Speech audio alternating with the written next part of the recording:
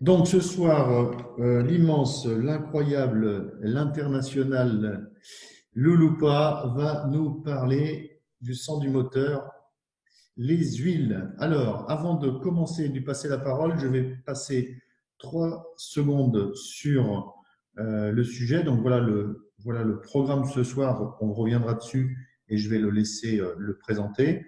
Donc l'huile minérale ou synthétique, donc la question que tout le monde se pose. Ensuite, les différents types d'huile, l'huile moteur, l'huile de boîte de vitesse, l'huile de primaire et l'huile de fourche. Pourquoi on met 4 huiles différentes? Intérêt, quoi, par rapport à effectivement Harley qui met l'huile partout la même.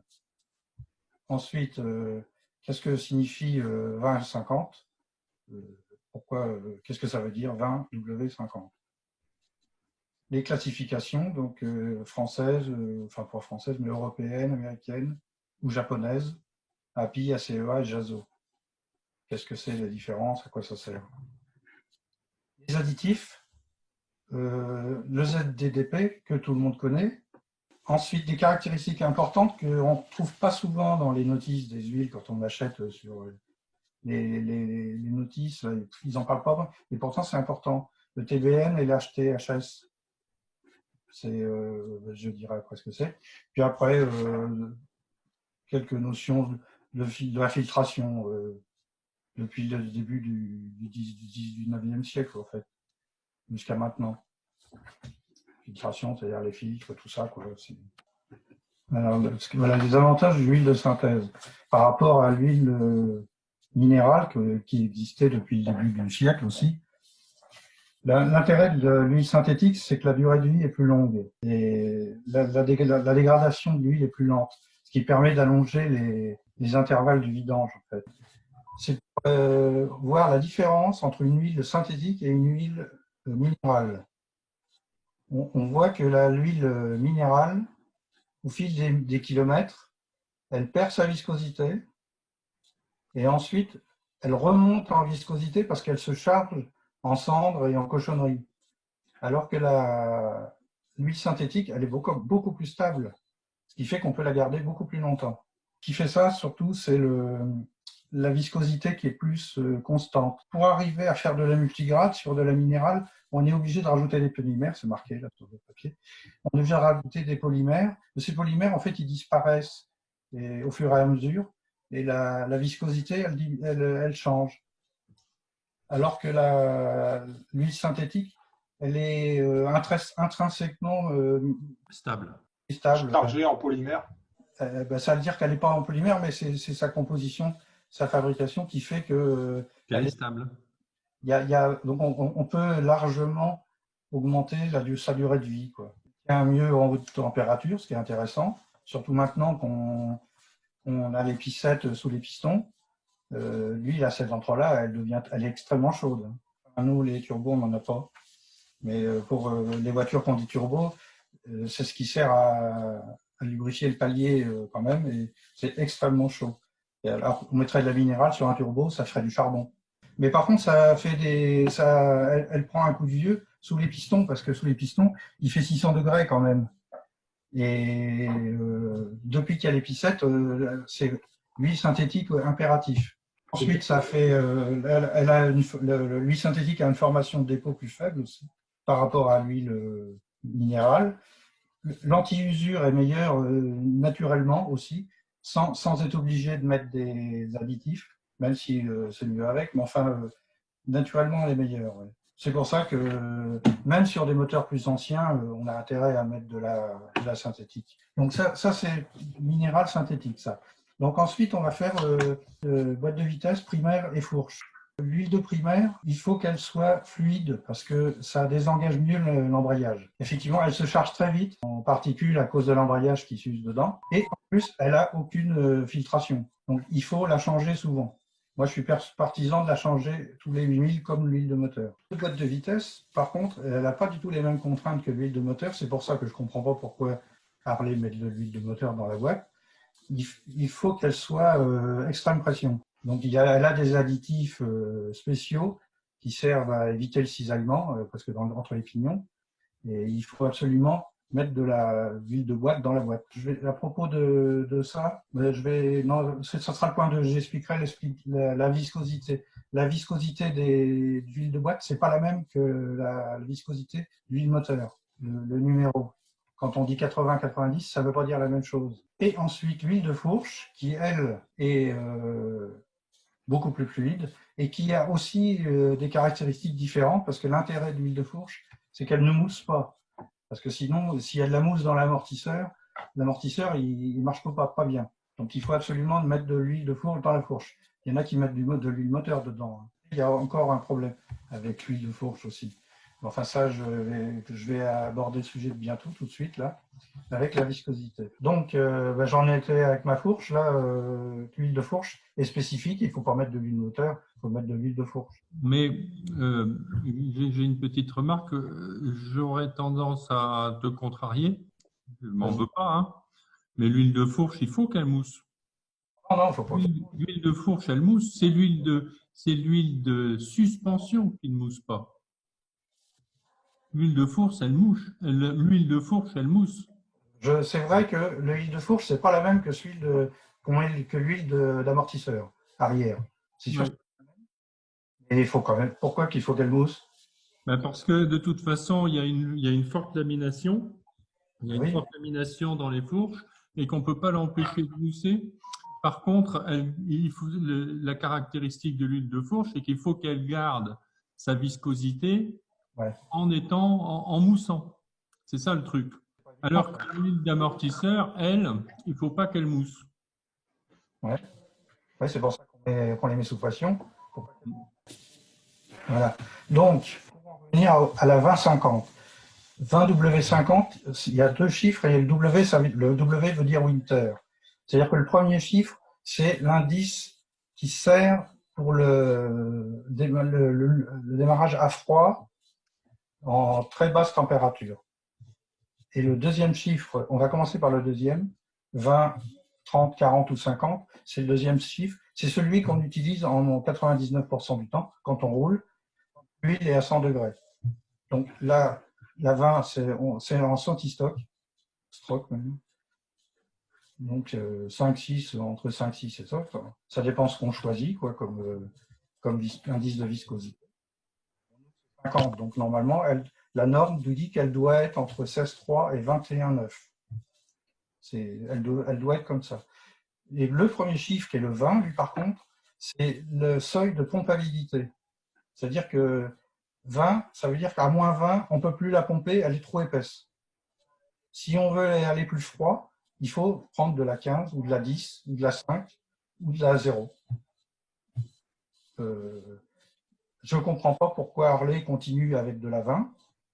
Toutes les huiles modernes, c'est des 5, c'est des 5,50, 5,20, 5,30, 5,40 ou 10 maximum, mais Harley continue avec la 20. Je ne sais pas pourquoi. Je ne comprends pas. Parce que ça passe sans problème. Ça pose pas de problème. Normalement, je ne vois pas pourquoi. Une huile moderne synthétique, en 50, c'est de la 5,50. C'est la viscosité à froid, le premier chiffre.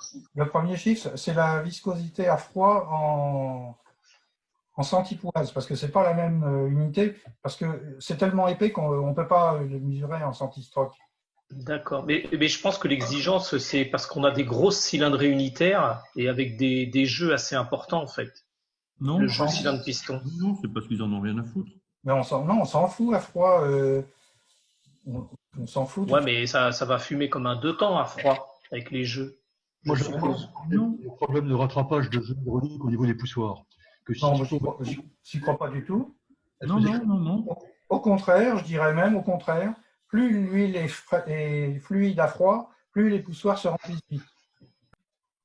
Donc, je ne vois pas l'intérêt. D'abord, toutes les voitures ont des poussoirs hydrauliques et on met de la 5 ou de la 0 même maintenant. 0W. Hein. Et les poussoirs, ils marchent aussi bien. Moi, j'y crois pas aux poussoirs. Je ne sais pas pourquoi. Non, c'est parce qu'ils ont ils n'ont pas jugé utile de descendre le grade des huiles et puis basta, c'est tout. Il ne faut pas se prendre le chou, c'est comme ça et pas autrement. Ben oui, mais c'est Effectivement, on peut très bien mettre de la 10-50 ou de la exactement. 5-50, hein, il n'y a pas de Ouais. souci. Ouais, c'est ce que je fais. Moi, je m'intéresse. Bien sûr.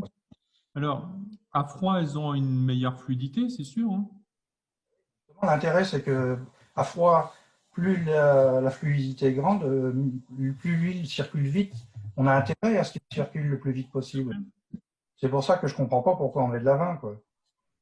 Et on va pas faire baisser la pression aussi avec de la pluie fluide. Mais elle n'est pas fluide en réalité. À 100 degrés, quand elle est à 100 degrés, la pression, elle a baissé un poil, mais c'est tout, quoi.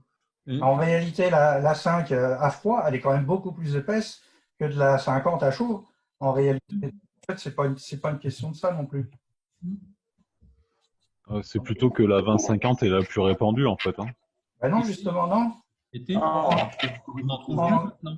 Ça n'existe plus. Il n'y a plus que pour Harley que ça existe. Personne, il n'y a plus aucun constructeur d'huile qui fait de la 20-50 synthétique. Toutes les synthétiques, elles sont en 5-50 ou en 10. Ouais, mais regarde, ce qui est curieux sur les Porsche à air où tu as des grosses cylindres unitaires, c'est pareil, Ouais. tout tourne à la 20-50. Mais parce qu'ils sont restés sur des vieilles normes, quoi. Il n'y a pas d'explication mécanique Non. qui soit en faveur de la 20-50. Voilà. Donc voilà, c'est ça le 20-50, c'est ça. Donc le 50, c'est là où on tourne quand on est à 100 degrés. C'est ça qui nous intéresse, nous. C'est qu'il doit être entre 16,3 et 21 de viscosité en centistroke. Le centistroke, c'est la mesure de viscosité dynamique. C'est-à-dire qu'on la met dans un tube calibré et à la vitesse qu'elle coule, on mesure la vitesse qu'elle coule. Ensuite, donc, on en est dans les normes API ou autres. Donc, les normes API. API, c'est la norme américaine qui a été déterminée par la SAE, qui est la Société des ingénieurs américains d'automobile. Elle est écrite sur les bidons la plupart du temps, c'est écrit. Il y a deux choses écrites, enfin les bidons d'huile moteur normale, je parle. Il y a ACEA qui est la norme européenne et API qui est la norme américaine. Bon, la norme JASO, je vais en parler après. Voilà, au fur et à mesure de l'avancement du siècle, les lettres ont augmenté. C'est-à-dire qu'on a commencé par SA, c'est vraiment le moteur en 1900, quoi. Et puis, au fur et à mesure, les normes ont changé. Alors, normalement, on pourrait penser que c'est dans le sens de l'amélioration. Normalement, oui, quand même. Sauf que, à partir de SLCL, il y a des choses qui font que on n'a pas amélioré la qualité de l'anti-usure, par exemple, ou de l'huile. On l'a adapté aux normes anti-pollution. Par exemple, le fameux ZTDP que je vais parler après, dont je vais parler après, lui, c'est du zinc et il tue les catalyseurs. Donc la norme, au fur et à mesure, elle disparaît. Ils en mettent de moins en moins. Dans le SN, c'est-à-dire la dernière, c'est celle qui est en vigueur maintenant. Il n'y a presque plus de ZDDP. Par contre, ils disent que ça améliore certains trucs. Alors, au fur et à mesure que les huiles changent, et les constructeurs de moteurs, eux, ils s'adaptent. Par exemple, comme il n'y a plus d'anti-usure, maintenant, les poussoirs redeviennent à rouleau, même sur les voitures. Nous, on n'est pas concernés parce qu'on les a toujours eus sur les Harley et c'était plus du tout la mode à une époque, mais maintenant, ça revient à cause de l'huile. Alors, ACEA, c'est la norme européenne. C'est pareil, en réalité, hein, il y a des lettres qui augmentent avec l'âge.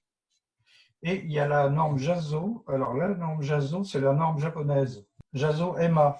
JASO EMA, c'est une norme japonaise, mais pour les motos.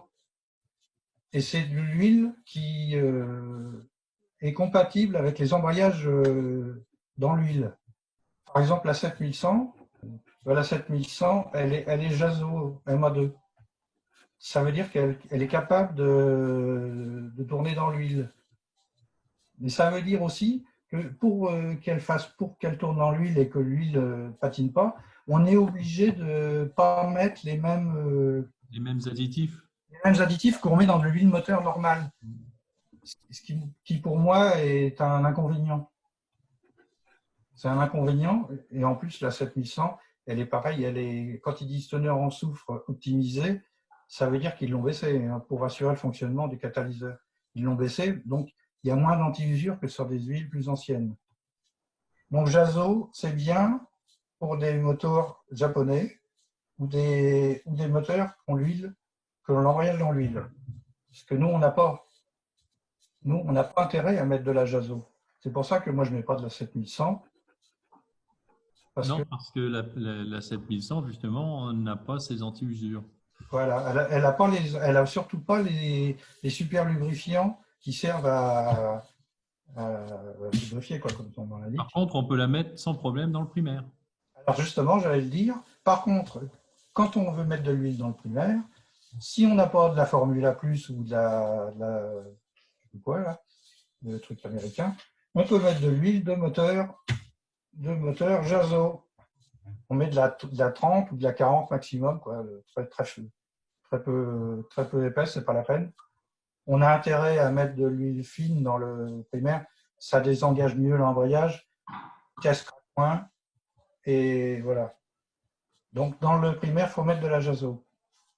Parce que sinon, l'embrayage, si on les limite en embrayage, il risque de patiner. Sur un moteur d'origine, ça ne doit pas se voir beaucoup, mais quand on commence à tirer dans le moteur, à taper dedans, et que l'embrayage devient un peu juste, il faut mettre de la Jazo. L'idéal, c'est de la Jazo en 5,30 ou 5,40. Voilà, maximum 40. 30, c'est bien parce que l'embrayage, il débraye vraiment mieux avec de la 30. Et c'est vrai que pour le Sportster, la Barnett recommande la 7100 et je trouve pas que ce soit extraordinaire. Qu'est-ce que tu lui reproches?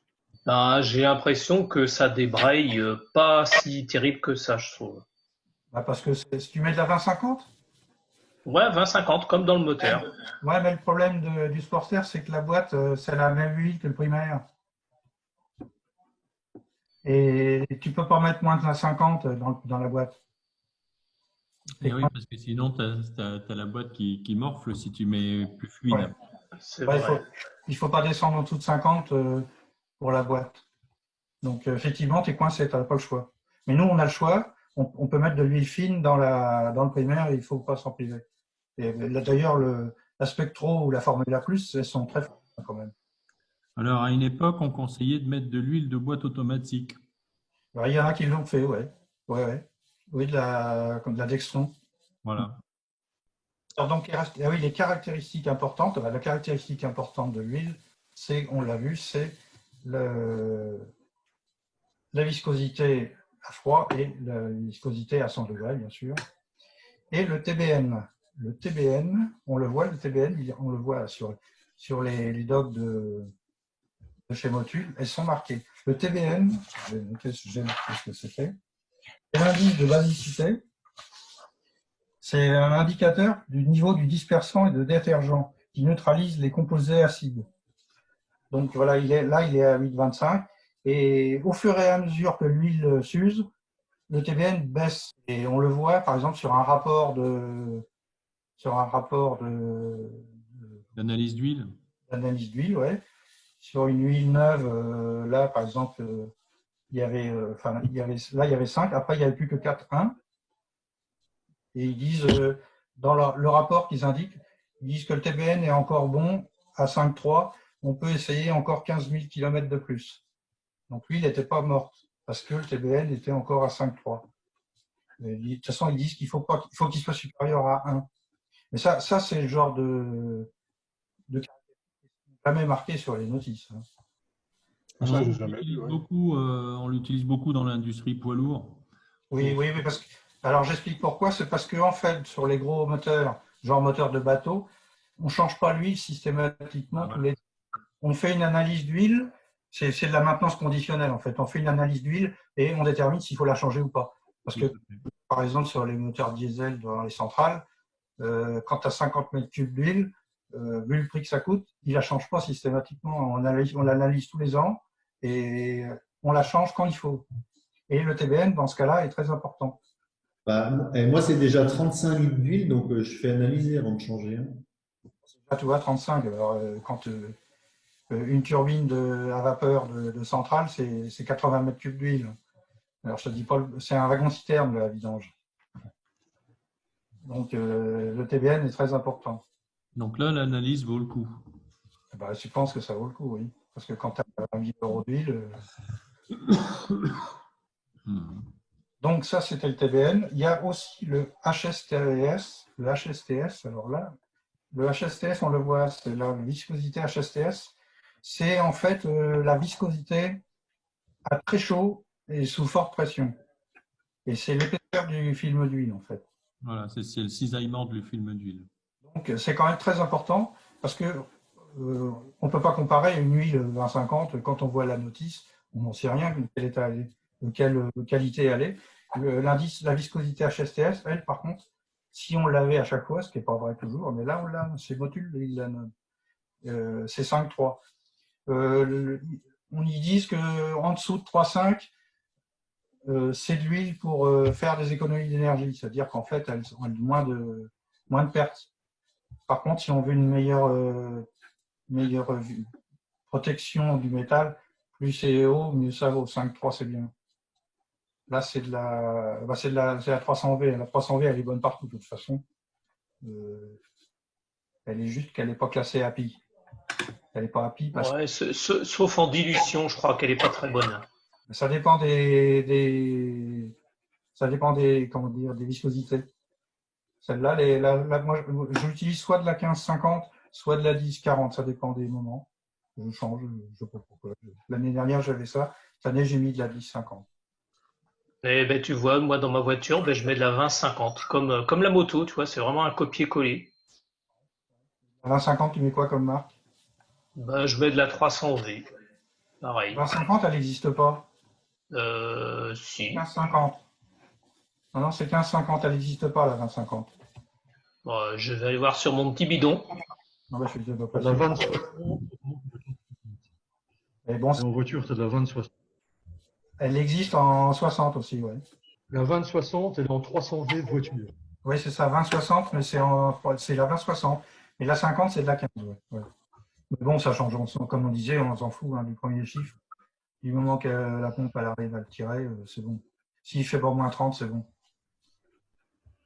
La 300V, elle est bien, mais il faut la changer plus souvent. Elle n'est pas faite pour durer 30 km. Voilà, c'est ça, ouais. Mais moi, je la change tous les ans et je fais 3500 km. Alors, l'huile, elle est toute propre quand je la sors. Pour des problèmes d'oxydation, pour quelle raison? Bah, c'est-à-dire qu'elle n'a pas les additifs longue conservation, si on peut dire, quoi. C'est pas fait pour. Donc, elle est excellente, mais elle n'a pas les additifs longue conservation. Elle n'est pas pasteurisée. Ouais, si on veut, c'est ça, ouais. Elle n'est pas C'est pasteurisée. de l'huile au lait cru. Alors, j'en étais à mon ZDDP. Le ZDDP, c'est du zinc diactyldiphosphate. C'est un additif anti-usure qui était utilisé depuis les années 30. C'est le métal 5. Ah, il y en avait dans le métal 5, ouais. Ça sert à protéger les poussoirs plats et les segments. C'est-à-dire tout ce qui frotte avec très forte pression. En fait, c'est un espèce de. Ça se dépose comment dire, ça se colle sur le métal, sur l'acier, à froid. Et quand on démarre sur la couche qui s'est formée. Et paf, ça évite de l'usure pendant que le film d'huile n'est pas encore établi. C'est quand même très intéressant, mais ça a l'inconvénient de boucher les catalyseurs. Ça les rend inopérants et donc il y en a de moins en moins. Ils en mettent de moins en moins. La norme maintenant, avant c'était 1500 ppm, maintenant c'est moins de 800 et moins de 800, ça veut dire qu'il peut y avoir des marques qui n'en mettent pas du tout, quoi. Il y a tout ça, là. Quelle quantité de ZDP dois-je trouver? Oui, c'est parce que le ZDP, comme il n'y en a plus, les gens, ils en achètent séparément. Dans des petits bidons. Des petits bidons. Je crois que Ben, il l'a fait, je crois. Je ne sais plus si c'est Ben qui l'a fait. Parce que pour faire le rodage, c'est intéressant. Juste pendant au moins le temps du rodage, quoi. Ça protège les insectes. Oui, pour le rodage, j'avais une huile exprès pour le rodage, mais j'ai utilisé du ZDDP en pâte et liquide pour enrober tous les éléments de la distrie. Par exemple, la 300V, qui est une huile de compétition, donc qui n'a pas de catalyseur, se fout de la norme. l'API, elle n'est pas aux normes API d'ailleurs du tout, et elle a encore 1500 ppm de ZDDP d'origine. Alors que les autres, là, ils en ont moins de 800, puisque c'est des SN souvent, des API SN. Donc voilà. Ouais. En revanche, je crois que ceux qui en rajoutent, il faut faire attention à la quantité qu'il y a à l'origine dans l'huile. Ouais, parce qu'il faut Parce pas que si on en met trop grande quantité, ça c'est problématique. Mais par contre, je connais pas je me souviens plus de la raison. Eh ben, ça doit, je ne sais pas non plus. Je crois que le maximum c'est 1700 ppm.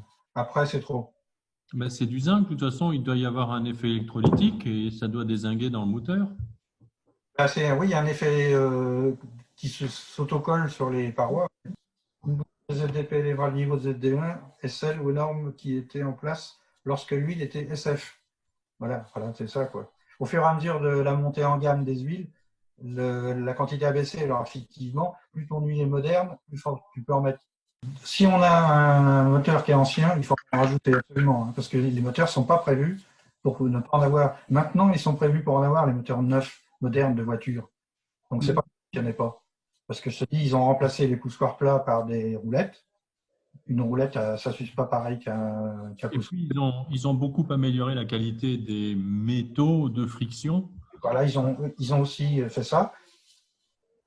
En plus, je crois que ils ont rajouté du bore dans l'huile qui remplacerait un petit peu le ZDDP.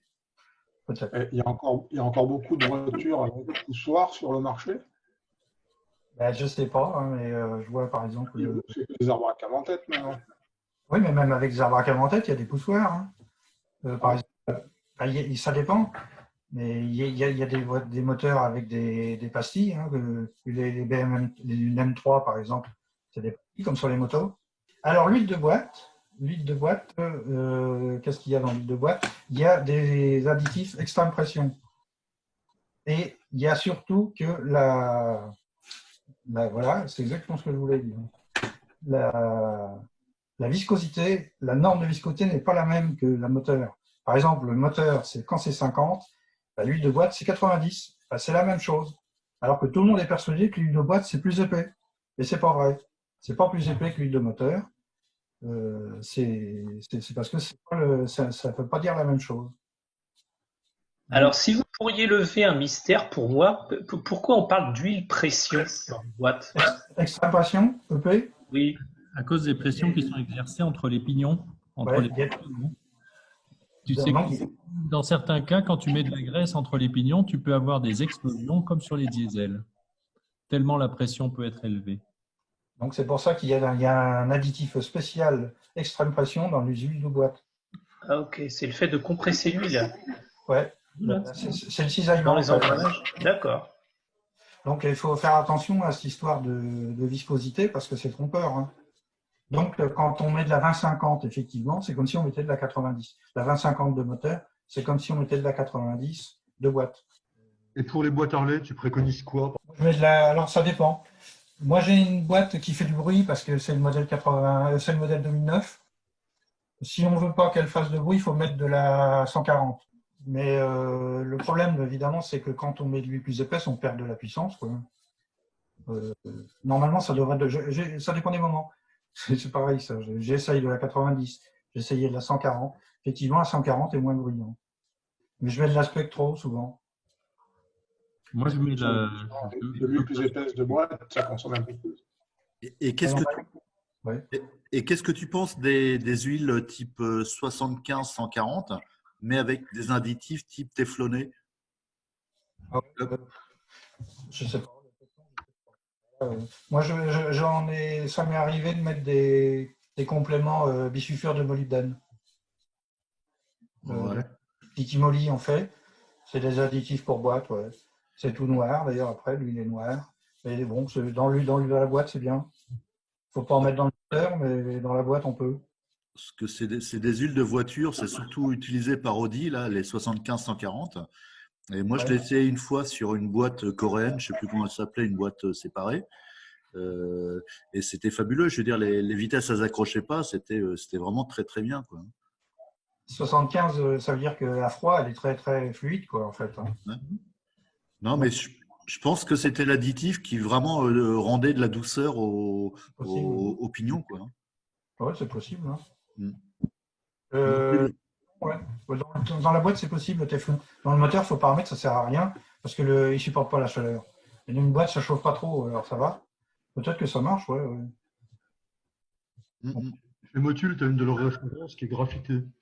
Tu as la GAF 300 qui est en fait une synthétique, et tu en as une, je ne sais plus comment elle s'appelle, qui elle, effectivement, elle est noire et elle est graphitée en fait. Ouais, bah, c'est ça. C'est comme du bisulfurolidane aussi. Hein. Graphite, c'est noir aussi. Ouais, ça améliore le fonctionnement, ça fait moins de bruit souvent, et puis ça fait extrême glissant, quoi. Donc c'est pas mal, ouais. Petite précision sur les boîtes, les huiles elles peuvent rester quand même beaucoup plus longtemps que dans les moteurs. Harley, maintenant, ils sont passés à 32 000. Mais à 32 000, je pense que l'huile, elle est encore comme neuve. Hein. Oui. Ce qu'il y a dans l'huile de boîte, C'est pas la peine de la vidanger à chaque fois, alors. Ah non, il faut la faire. Le problème, c'est qu'il n'y a pas de filtration. Donc, en fait, on transporte la imaille, quoi, c'est tout. C'est pour ça qu'il faut la changer quand même. Mais l'huile, elle n'est pas abîmée. Hein. Bon, je faisais tous les 8000, mais c'est une connerie, non? Ah non, ça sert à rien. Ça sert à rien. Non, l'huile synthétique qu'on met dans les boîtes, maintenant, c'est 32 000. Hein. Ça sert à rien de la vidanger plus tôt. Hein. Ah non, ça sert à rien. Ouais, mais la Reftech d'Iroil, là, c'est peut-être pas synthétique, ça. Mais tu Ouais, vas, moi, tu vas chez Neuroto et puis tu prends de l'huile de boîte en 75-90 et basta, quoi. Non, tu peux acheter une boîte de voiture, ça marche très bien. Ouais, ça coûte pas cher, tu peux la changer si tu veux, mais boîte, non, faut pas, ça sert à rien. Ah oui, alors les huiles de boîte, la norme c'est GL4 ou GL5. GL4 c'est pour les boîtes de cheval, la GL5 c'est pour les boîtes après à partir de l'Evo. Parce que les GL4 elles protègent les bagues en bronze et la GL5 elle détruit les bagues en bronze. Mais on s'en fout parce que depuis l'Evo il n'y a plus de bagues en bronze dans les boîtes. Donc c'est de la GL5 comme sur les voitures. Ouais, GL4 on n'en trouve plus. Oh, c'est difficile à trouver, ouais. Ouais, parce que bon, ça se fait plus. Hein. C'est ça. Alors l'huile de fourche.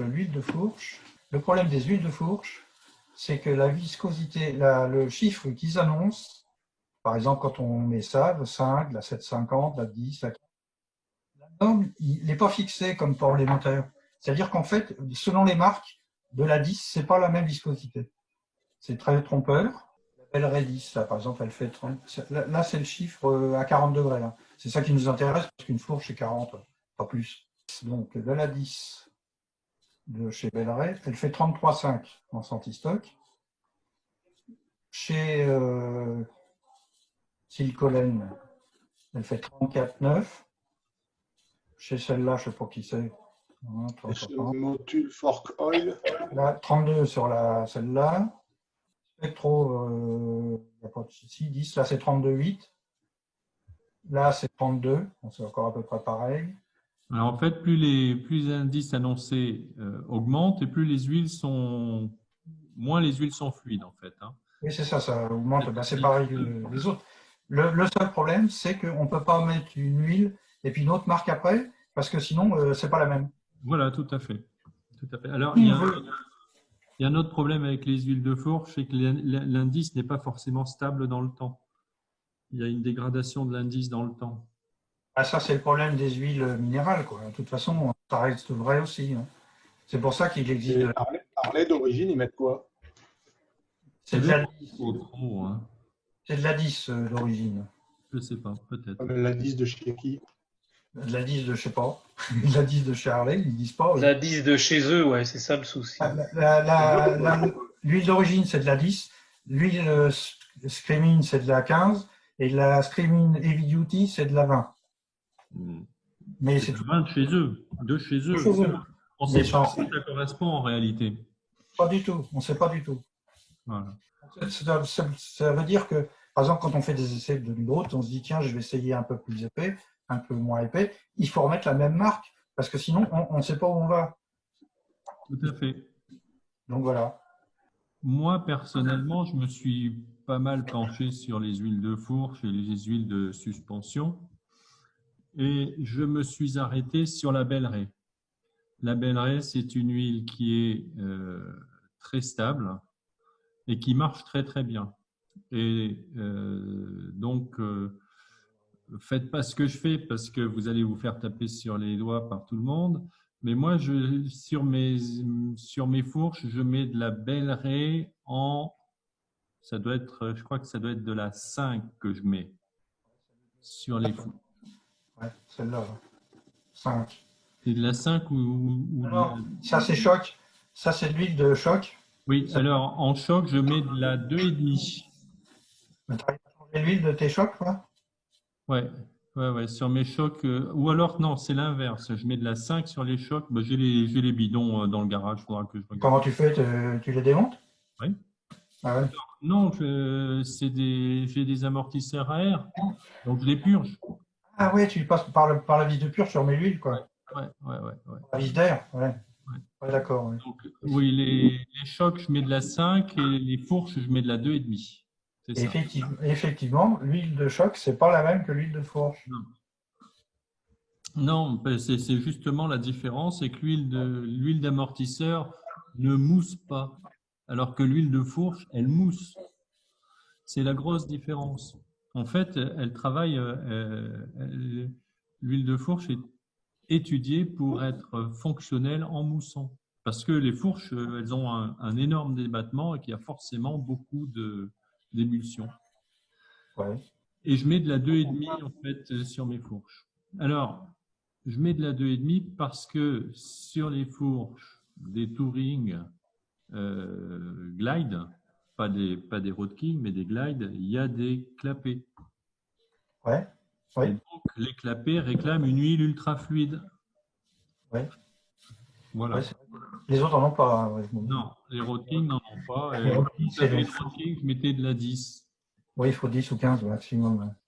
Et c'est ce que j'ai fait aussi sur le Sportster. J'ai mis de la 5W devant avec des valves Ricor. Oui. Et ça marche super bien. Ah ouais, ça rend une fourche pourrie, moderne. Exactement. Et j'ai failli mettre de l'huile de fourche dans les amortisseurs et Didier m'a engueulé comme un poisson pourri. Non, je ne suis pas du genre pourtant. Hein. En me disant qu'il fallait pas faire cette connerie-là. Et après, de l'huile d'amortisseur arrière. Et franchement, ça marche super bien. Mettre de l'huile spécifique, ouais. Alors, dans l'huile de fourche, autant que dans l'huile d'amortisseur d'ailleurs, il y a vraiment à déterminer un volume d'huile très spécifique. Il ne faut pas en mettre plus et il ne faut pas en mettre moins, sinon ça ne marche pas. Ça change la fin de la course, quoi. Voilà. Plus tu mets d'huile, plus ta course, elle devient dure à la fin parce que l'air se comprime. Et donc, sur certaines fourches que j'ai vidangées, parce que j'ai fait beaucoup de fourches de copains qui trouvaient que c'était très très dur, et d'amortisseurs aussi d'ailleurs. Sur beaucoup de fourches que j'ai vidangées, j'ai trouvé plus d'huile de fourche que de la quantité indiquée par Harley. Ce qui fait qu'en fait, les fourches n'arrivaient pas en fin de course, elles talonnaient avant d'arriver en fin de course. Et idem pour les amortisseurs derrière, sur les Touring. Et je pense que sur les Touring, ce qui se passe, c'est qu'il doit y avoir un transfert de masse d'huile de l'amortisseur droit vers l'amortisseur gauche. Et du coup, l'amortisseur gauche, il perd en comment ça s'appelle en il se bloque par le niveau d'huile, quoi. Il perd en course d'amortissement et on se retrouve avec des amortisseurs qui ont 1,5 pouce de course, alors qu'ils devraient avoir beaucoup plus que ça. J'ai effectivement ma fourche qui talonne, ça peut venir de là? Ah, c'est peut-être que soit elle n'est pas assez dure, soit il y a talonne vraiment mécaniquement. Oui, on a changé la cartouche et Harley était incapable de nous dire la Alors, les quantité fourches à d'huile. cartouche, c'est différent. D'accord. C'est Parce différent. qu'elle talonne. Avant, ça talonnait pas et depuis que j'ai mis la cartouche, ça talonne. Oui, parce que les fourches à cartouche, alors, les fourches à cartouche, putain, en fait, l'amortisseur, c'est la cartouche. Ouais. Donc, l'huile que tu vas mettre dedans, elle sert de lubrifiant, mais elle ne sert pas d'amortisseur. Donc, d'office, de l'huile flotte, 2,5.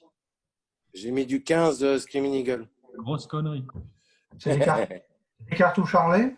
Ouais. Parce que ça Le dépend. progressif, le progressif machin. Ah, alors, les progressives, j'en ai eu des le CVO. Alors, les progressives, elles sont effectivement, comme dit Didier, l'huile qui est dedans, ça sert juste de lubrifiant, formé très peu. Par contre, moi, j'ai des cartouches Olins, et les cartouches Olins, le niveau d'huile, il sert vraiment pour l'amortisseur. C'est pas pareil, c'est pas le même système. Ouais, après, il faut voir les cartouches. En tous les cas, une chose est sûre, c'est que c'est la cartouche qui fait l'amortissement. Donc, l'huile, elle sert surtout à lubrifier. Et comme tu as la cartouche, tu as un volume occupé dans ta fourche qui est supérieur à une fourche sans cartouche. Et du coup, le volume d'huile à injecter est très inférieur à un volume d'huile classique. Oui, il me reste un bidon et demi. On s'est gouré, mais ça talonne quand même. Et mécaniquement, hein. Là, le glang, à chaque fois qu'il y a un trou ou un dodane, une descente de dodane, j'ai un glang devant. Alors, alors, ce qu'il faut, c'est vérifier, d'une part, si la fourche, elle vient en fin de course, c'est-à-dire si ça talonne bien sur la fin de course de la fourche. Là, tu prends un grand coup dans les reins. Est-ce que c'est ça? Il y a une deuxième explication possible, en fait, c'est qu'il y a un choc dans les ressorts et les ressorts vont battre sur les tubes. Et ça peut être un grand clong sans qu'il y ait un à-coup. Il y a la coupe. Il y a la-coup. Donc, alors après, c'est un réglage de ton… tu crois que ça peut être parce qu'il y a trop d'huile ou pas? Ça peut être parce qu'il y a trop d'huile, parce que tu arrives en compression. Et la compression, quand tu arrives en compression et qu'il n'y a plus que de l'huile, eh bien, c'est du solide. D'accord. Donc, ça vaudrait le coup que j'en enlève pour voir. Ça vaudrait le coup que tu fasses tes niveaux et que tu calcules ton niveau. Alors, sur les fourches à cartouche, c'est un peu la merde. Ouais. Parce qu'il faut que tu enfiles ton huile à côté de la cartouche. Ouais, c'est compliqué. Et en plus, ils ne donnent pas la bonne mesure. Ils ne donnent pas précisément. Pour te vendre, ils te vendent 3 bidons. Et en fait, après, ils sont incapables de te dire en centimètres cubes combien ça fait. D'accord. Donc, c'est l'enfer.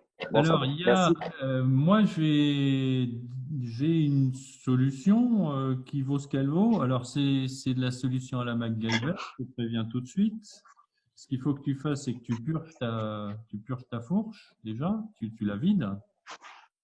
Tu prends une sangle à cliquer et puis tu te démerdes pour comprimer ta fourche à fond, à fond, à fond. Oui. D'accord? Une fois que ta fourche elle est comprimée à fond, tu remplis. Je remplis, d'accord. Voilà, tu remplis à ras-bord, tu enlèves 1 centimètre, tu fous ton bouchon, tu relâches ta fourche.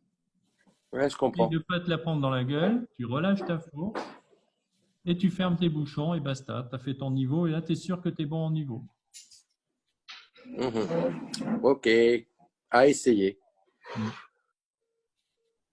Merci. Sinon, moi j'ai presque fini. Je vais parler brièvement de la filtration. Donc la filtration de l'huile, hein, de moteur.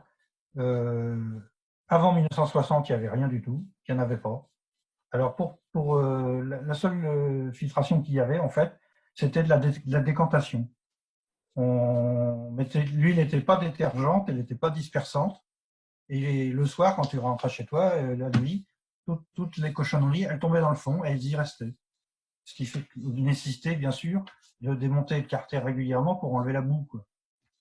Après, il y a eu une tentative de filtration, mais c'était centrifuge. avec les 350 Honda, par exemple. Oh putain, la Guzzi. Alors, il y avait une cloche, en fait, où lui, il passe, et puis par centrifugation, les cochonneries, elles restent à l'extérieur. Donc, sur les Honda, c'était facile à monter parce que c'était sur le côté. Mais par exemple, les Ducati, c'était l'embiellage qui servait de… Ou la Guzzi. Les Guzzi, je ne sais pas. C'était pareil, il y avait un bouchon sur le manneton. Pareil que les Ducati, il fallait enlever un cylindre, enlever le bouchon et nettoyer avec un goupillon le vilebrequin. C'est vachement pratique quand même. Hein. Qu'est-ce que j'en ai chié avec ça, ouais. Et si tu le fais pas, bah, tu casses le moteur. Parce qu'à un moment, c'est bouché. Les Guzzi, c'est comme ça aussi. Oui, c'était comme ça. Putain, un vrai plaisir. Et à partir des années 70, c'est apparu, même chez Honda d'ailleurs, sur les 750, hein, apparu la cartouche pas en papier, comme on connaît maintenant, qui marche très bien. Là, la cartouche classique avec le bypass au fond anti-colmatage. Le bypass sert à éviter de casser tout, quoi, parce que si jamais le filtre est bouché, le bypass s'ouvre et l'huile, elle n'est pas filtrée, mais au moins, elle circule quand même. Donc, c'est déjà ça. Et puis voilà, quoi. Donc, sur le TC, à partir du TC, le filtre, il est sur la pression moteur, c'est-à-dire avant, il sort de la pompe, il va directement dans le filtre et il revient au moteur après. Alors que sur les anciennes, les Chauvel ou sur les Evo, la filtration, elle était sur le retour, c'est-à-dire après qu'elle soit sortie du moteur. Ce qui fait que si on cassait le moteur, toutes les cochonneries, ils cassaient tout le moteur. Alors que maintenant, quand il y a des cochonneries, on casse que la pompe.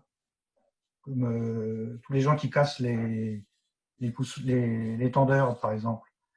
Quand on casse un tendeur sur un twin cam, on casse la pompe parce qu'il n'y a pas de filtration, mais après, les cochonneries, elles restent dans le filtre. Donc déjà, c'est moindre mal, quoi. Sur un Evo, quand on casse un roulement, il y en a partout.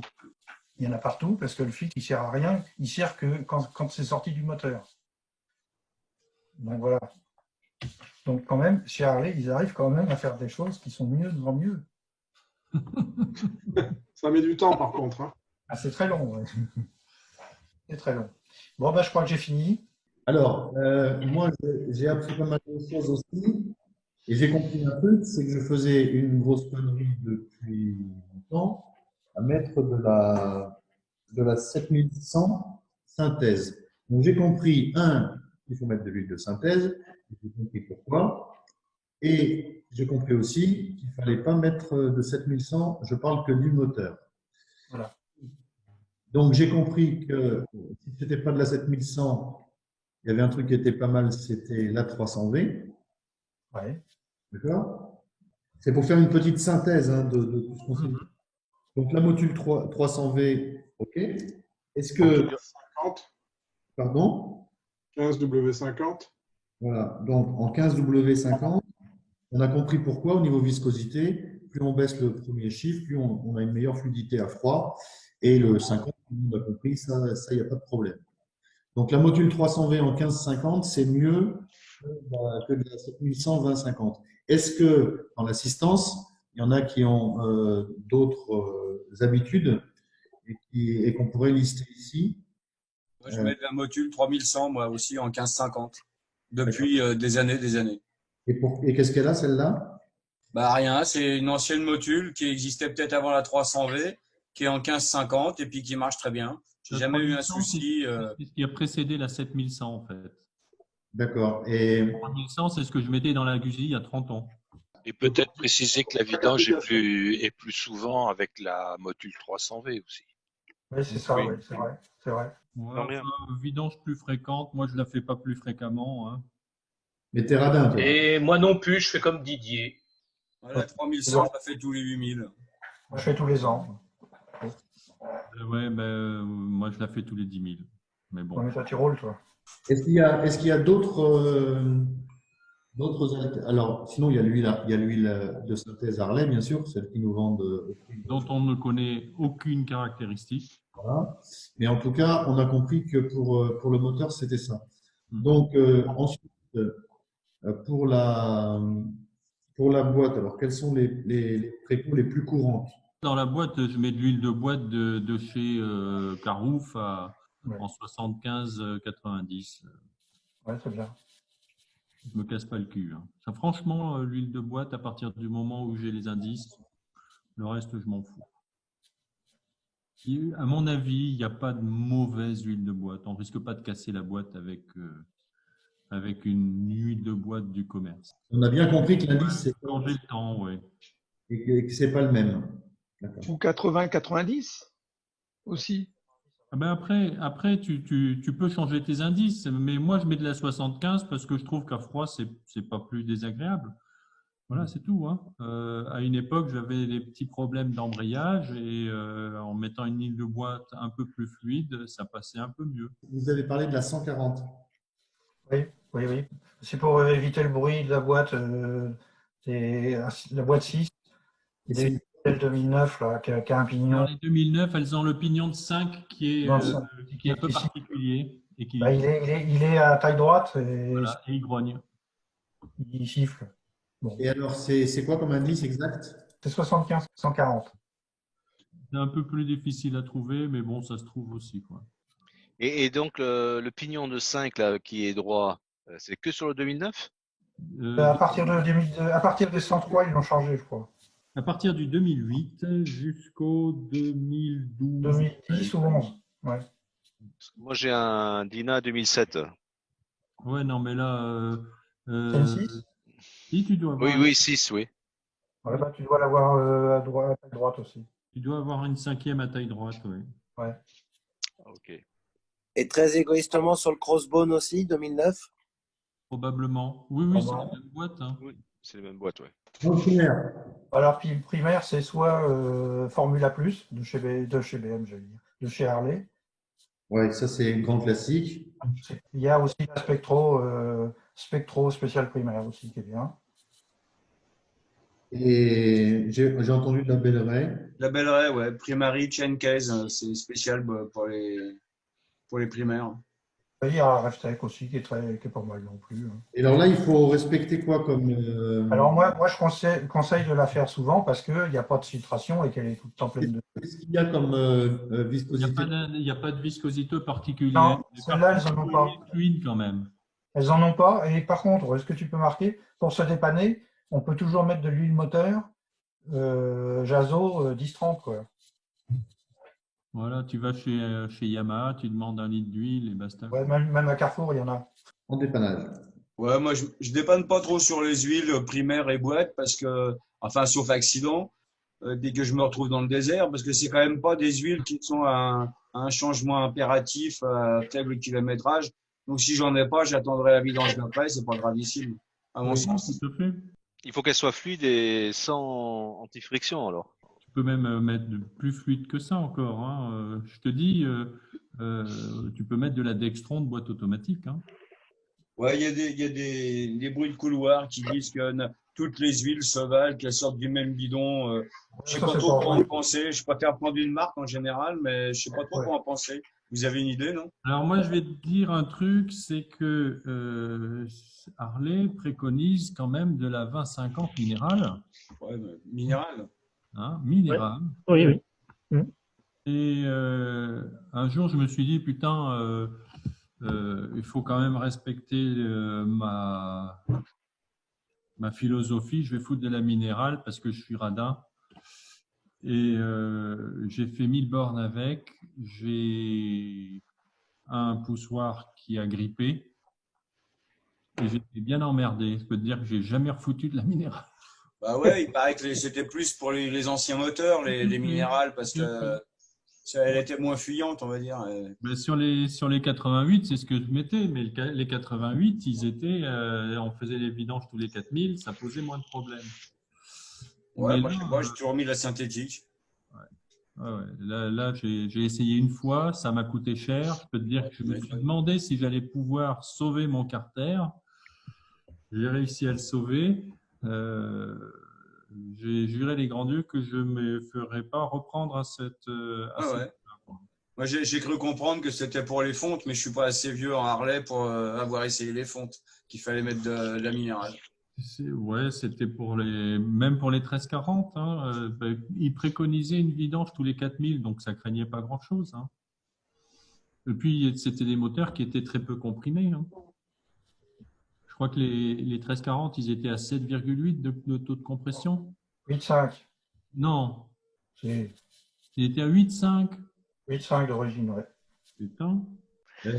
Moi, j'ai mis de la Amsoil dans la boîte et dans le primaire. Ils ont une huile spécifique pour chacun et qui est spécifique pour les V-Twin. C'est une huile américaine qui est plutôt de la bonne qualité. Et tu peux nous expliquer les additifs que tu avais mis et surtout Les additifs, c'était de... surtout le rodage, les huiles de rodage et le principe. Ah ben, l'huile de rodage, ce que j'ai mis au départ comme huile, c'est une huile qui est spécifique pour le rodage, qui est en fait une huile minérale, parce qu'elle est moins fluide, elle a des particules un peu plus grosses et elle est extrêmement enrichie en ZDDP. Et donc le but du rodage, ben, c'est que les pièces arrivent à se mettre ensemble et que chacune, qu'elles se forment, les segments par exemple, ils doivent faire leur place dans les cylindres. Et si on met une huile trop fluide, si on cherche à faire un rodage en envoyant un peu du pâté pour mettre de la compression, pour que les segments soient bien comprimés sur les parois des cylindres, finalement ils vont glisser et ils vont pas faire leur place, hein. Et donc bah, après c'est chacun voit midi à sa porte, hein. Il y a plusieurs églises et donc bah, moi j'étais parti sur cette solution là pour les 100. J'ai fait le rodage en plusieurs parties. J'ai fait ma première vidange après 125 km et ma vidange suivante après 500 km. Donc, ouais, pour la première partie, et même la deuxième, je crois, j'avais mis que huile minérale et qui est censé aider à ce que les parties qui ont besoin de se gratouiller les unes les autres puissent se gratouiller pour faire leur place. Voilà, et le montage de toute la distrie, peut-être je l'ai fait un peu trop, je sais pas, j'ai un petit peu aspergé avec du Cam Shield, c'est un additif de ZDDP en fait. Voilà, ça aide effectivement à froid en particulier quand l'huile finit par redescendre. Comme disait Louloupa, c'est magnétique, je crois, c'est une question par rapport au métal. Ça se colle sur les parois et c'est un additif qui reste, qui fait un film qui va se détruire dès que ça recommence à fonctionner, mais dans les premiers tours de moteur, il reste en place.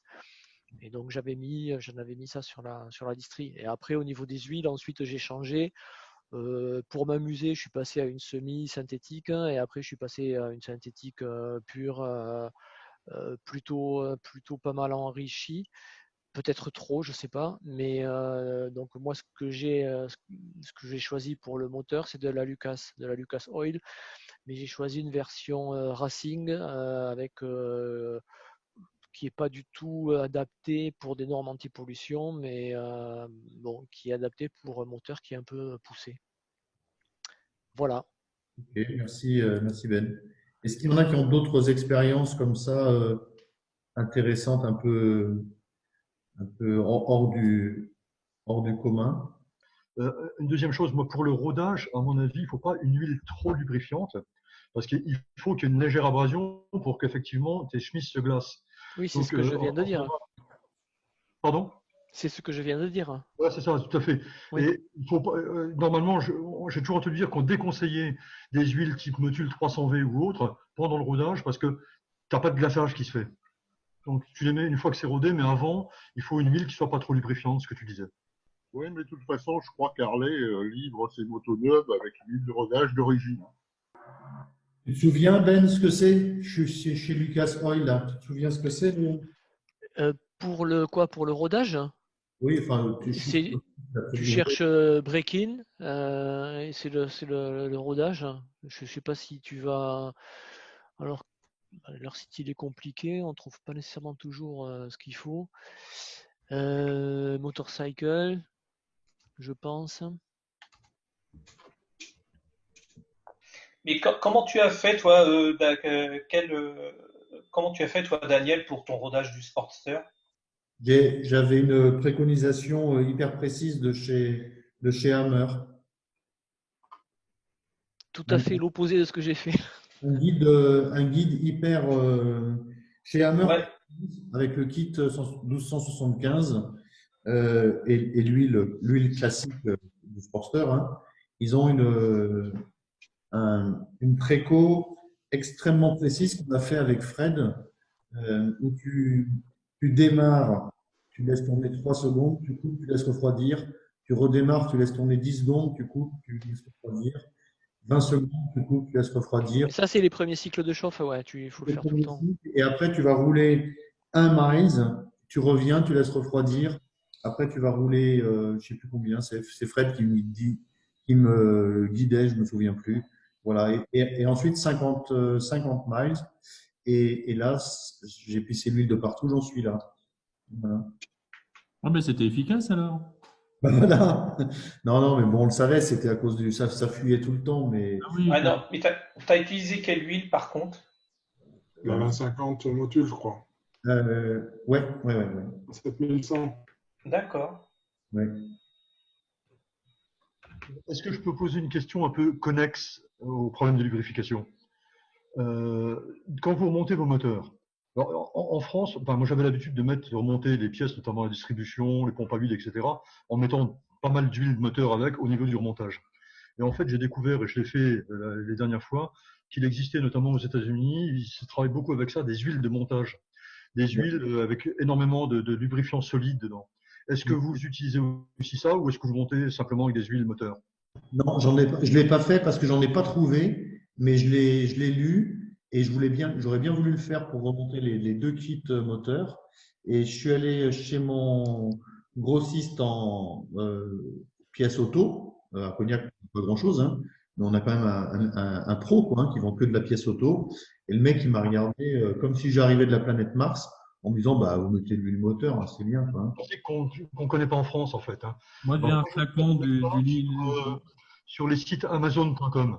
Moi, j'ai un flacon d'une huile un peu particulière, effectivement, qui est réservé au montage de toutes les pièces mécaniques que j'utilise quand j'interviens sur les poussoirs, les arbres à cames, donc comment ça s'appelle, les roulements, tout ça. Dès que j'ouvre un moteur, j'utilise ces huiles-là. C'est des huiles, en fait, c'est des petits bidons avec une huile de montage qui est très. Tu as l'impression d'avoir de l'huile de bois très, très épaisse. Mais c'est marrant parce que en France, personne ne connaît quasiment. C'est pour ça que je vous posais la question parce que moi j'ai découvert ça en fait en regardant les montages aux États-Unis et effectivement j'ai pas trouvé ça en France. J'ai dû la commander sur Amazon.com aux États-Unis. Dans le manuel d'atelier, il préconise, il cite régulièrement une huile de mettre avec de la. Hein? De l'huile de montage. C'est ça. Et je me suis dit, tiens, qu'est-ce que c'est que ça? Comme je suis un bon soldat, je me suis dit, je vais aller le faire, quoi. Quel est l'intérêt de cette huile de montage par rapport à l'huile de lubrification standard? C'est une huile un petit peu filante, on va dire. Qui colle un peu? Qui colle un peu et qui permet donc de lubrifier pendant un certain temps tous les organes, le temps que le circuit de la pompe se mette en route. Et c'est truffé de lubrifiants solides, en fait. Par rapport Alors, attends, excusez-moi. Oui, c'est pas dans la doc Harley, c'est dans le kit. Pour monter le kit Hammer, c'était cité en permanence. Et je me suis dit, putain, j'ai jamais vu ça. Voilà, c'est ça. Je pense que l'huile n'est pas très spécifique, mais c'est truffé de lubrifiants solides. C'est un produit spécial, oui. Oui, c'est ça. L'huile en question, là, moi je pense à en avoir utilisé, j'avais un tout petit bidon, c'était en fait pour les petites billes qui sont au niveau de la commande d'embrayage. D'accord. Sans ça, les billes elles tombent tout le temps. Là tu mets de la graisse. Oui, c'était un peu entre les deux, quoi. C'était entre de la graisse et de l'huile. Mais tu as raison, j'aurais pu mettre de la graisse. Il y a une question aussi dans le fil qui est passée, qui est intéressante. C'est ceux qui ont le transfert d'huile, transfert d'huile de boîte dans le primaire. Si les huiles ne sont pas miscibles, enfin, je connais pas assez, hein, mais qu'est-ce qui se passe à ce moment-là? Si justement il n'y a pas la même huile, surtout sur la M8. Entre la boîte et le primaire, il y a pas trop de problème parce que l'huile de boîte ne va pas agresser l'embrayage. Mais par contre, l'huile de boîte qui part dans le primaire, c'est autant d'huile en moins sur la boîte. Donc ça, c'est gênant. Ouais, d'accord. D'accord? Et puis d'un autre côté, tu vas te retrouver avec trop d'huile dans le primaire. Hein. Et trop d'huile dans le primaire, eh bien, au niveau de l'embrayage, c'est pas excellent parce que tu vas avoir un débrayage plus difficile. Ouais. En parlant de ça, pour le problème justement du transfert, là, pour mon cas personnel, parce que ça m'a inquiété au bout d'un moment, j'ai regardé, j'ai fait un petit complément d'huile, ça a baissé légèrement et j'en ai plus jamais rajouté. Donc j'ai vu, je sais pas si sur FPH ou sur VTI, mais apparemment, donc faut pas trop s'inquiéter. C'est-à-dire que une fois que le niveau de boîte est descendu, je l'ai peut-être dit ça au début, je crois, à un moment donné. Enfin bon, il y a un équilibre qui se fait, donc c'est pas la peine de rajouter de l'huile dans la boîte du moment qu'il y en a. Tout va bien. Faire gaffe quand même. Oui, faut vérifier. Alors, ce que je conseille à tous ceux qui ont des AM8, c'est d'aller sur le site Harley, d'aller dans l'onglet sur les utilisateurs, de rentrer le VIN de votre moto et de regarder tous les recalls. Et s'il y a un recall là-dessus, eh ben, vous allez voir votre concessionnaire adoré, celui que vous préférez, et puis vous faites faire le recall s'il n'a pas été fait. Et ça, tu le trouves comment? Sur le site Harley. Le site Harley français, enfin. Oui, sur le site Harley français. De toute façon, le site Tu as Harley. ton numéro de VIN et puis ça te dit les recomptes qu'il y a sur le site Harley français, il te redirige sur le Là, site. tu vois l'écran? Ouais, d'ailleurs, j'ai vu la modification du 2020 pour le petit évent sur le primaire. C'est un truc tout bête. En fait, le petit évent sur le primaire, c'est ça qui sert justement à éviter que l'huile de boîte vienne dégueuler sur le primaire. Ouais. J'ai fait le rappel, moi, pour le transfert d'huile. Oui. Ça continue quand même, hein, c'est pas au point leur Alors, kit. il y a deux transferts en fait. Il y a un transfert de la boîte vers le primaire et il y a également un transfert du primaire ou du moteur vers le primaire. Donc, le transfert du primaire vers le moteur, du moteur vers le primaire, je ne sais plus. Enfin, il y a deux transferts qui sont possibles. Donc, toi, ce que tu as fait, donc tu as fait le recall pour la boîte et la boîte continue à descendre. Oui, c'est ça, ouais. Ça n'a pas résolu le problème, quoi. Voilà. Donc, c'est ta moto, ta dure? C'est bon. Ouais, enfin, c'est pas la même couleur, mais oui. Là, on a rappel campagne. Il n'y en a pas. Ben voilà. C'est une 2020? 2019. Oui, de toute façon, le rappel pour le transfert, il n'est pas là. C'est à la discrétion du concessionnaire. Hein. Bon vouloir, quoi. Ah ouais.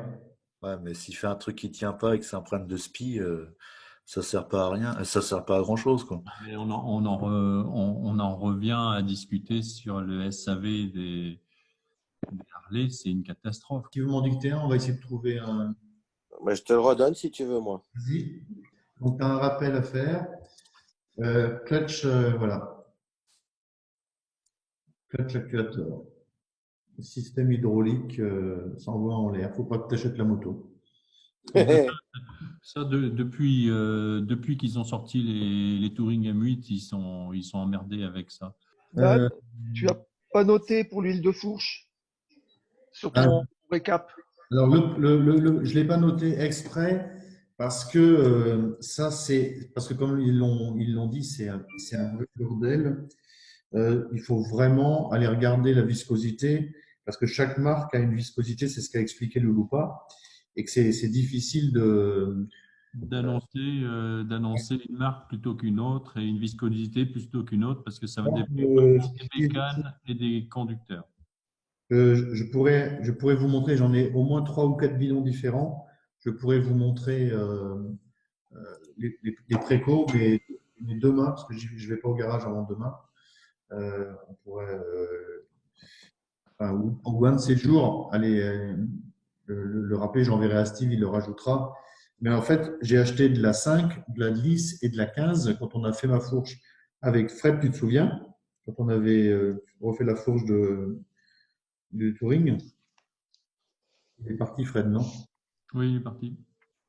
j'avais acheté les trois bidons différents, sachant qu'on on ne savait pas ce qu'on allait trouver. On savait pas en plus, hein? On savait pas en plus par rapport à Harley ce que ça donnait. Et je me suis dit, bon, ben, on va y aller au pif, quoi. Et donc, j'ai regardé la 10 que j'avais achetée, ça devait être de la Bel Ray, avait l'air être celle qui était la plus proche de ce que je voulais faire. Donc, je l'ai montée comme ça. Voilà.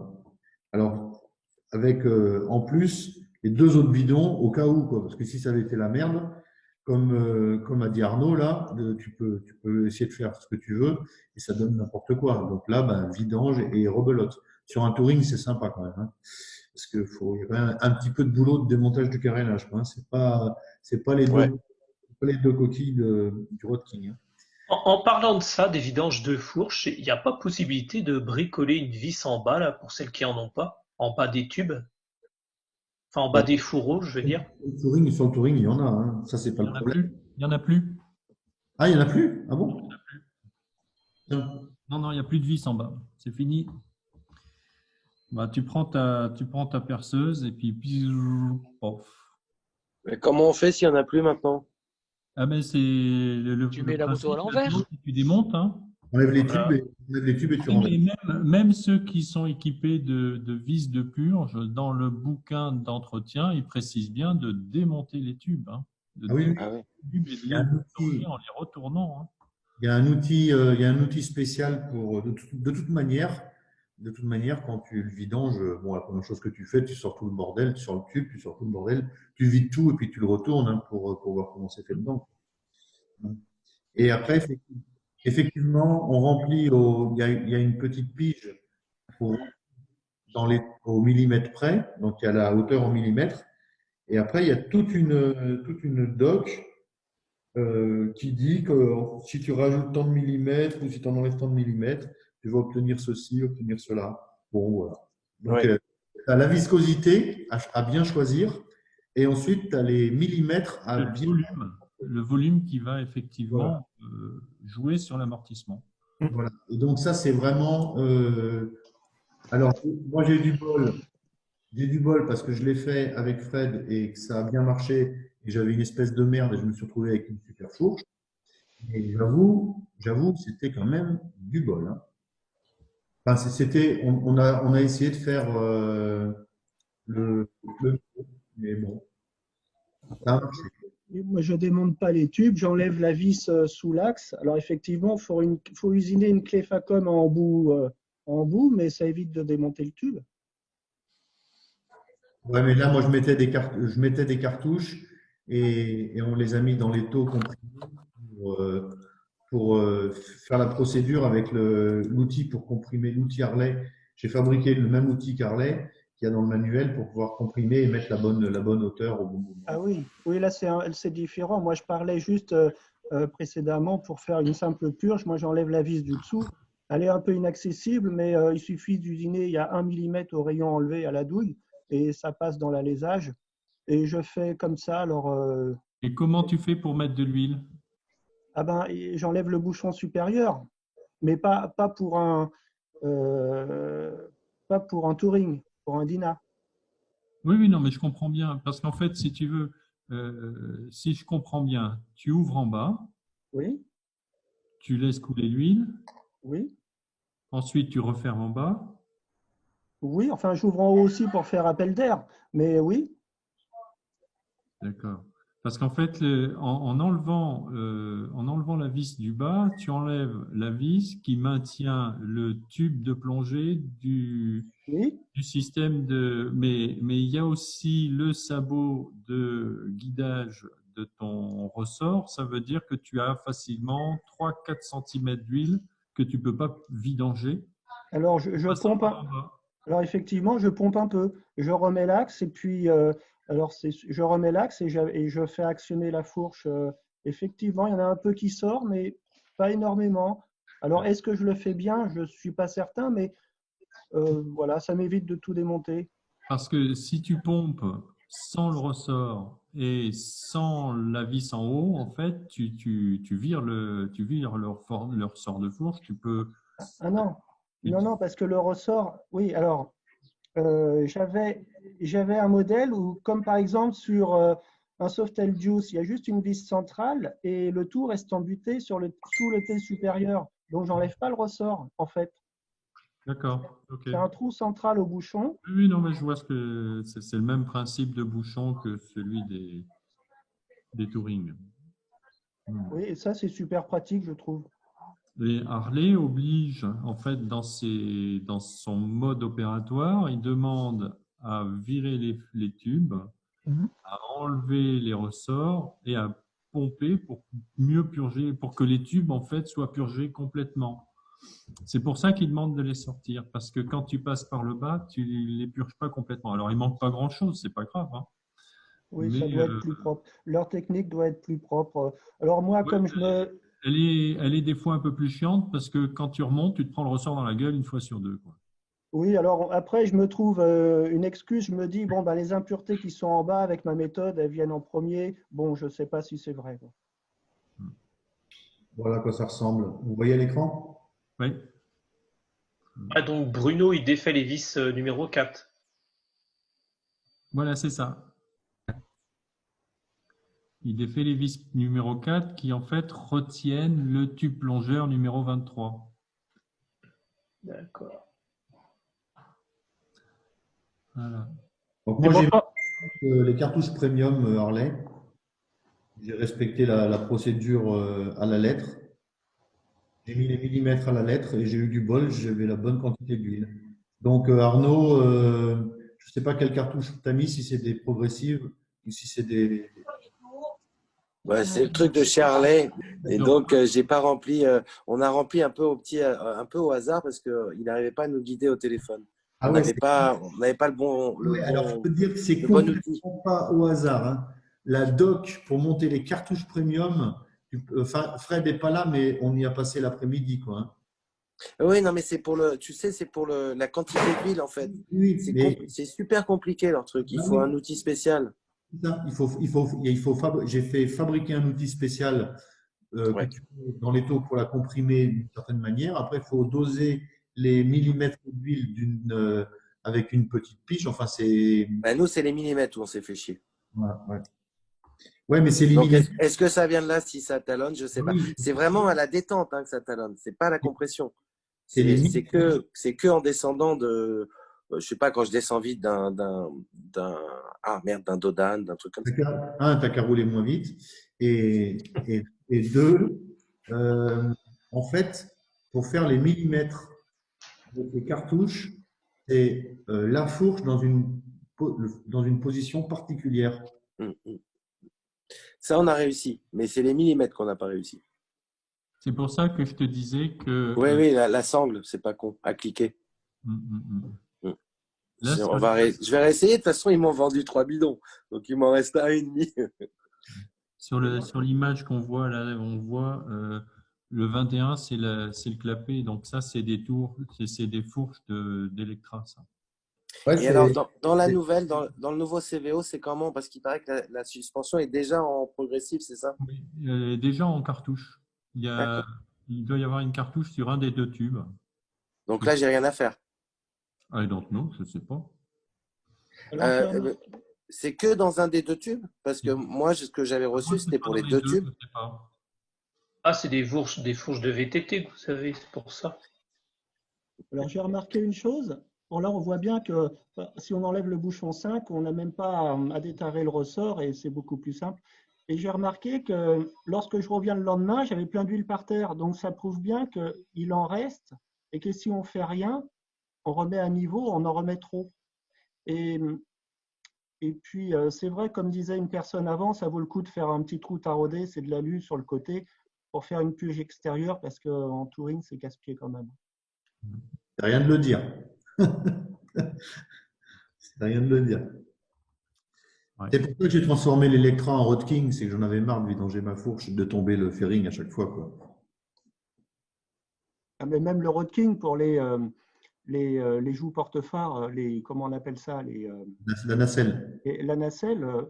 Enfin, moi, c'est un modèle 2012. Les fixations de la barrette, c'est l'enfer. C'est rigolo, hein. Didier, une question. C'est vraiment que dans un tube d'origine, en stock? À une époque, c'était comme ça. Alors maintenant, je ne sais pas. Hein, Parce que moi, quand j'ai fait la modif sur le CVO, c'était dans les 2 tubes. Non, mais Arnaud, quand tu achètes le kit premium, Oui. Ah oui, non, mais le kit, c'est les deux. D'accord. Tu parles d'origine, là. Et en stock, le CVO, le nouveau 2018, tu penses que c'est que dans un tube? I don't know. Je ne sais D'accord. pas. Le CVO 2018, Electra, machin chose. Attends, j'ai pas toutes les fiches de toutes les bécanes. Hein. Je comprends. Hein. Quand tu achètes le kit premium à 300-400 euros, là, c'est les deux. Oui, c'est les deux.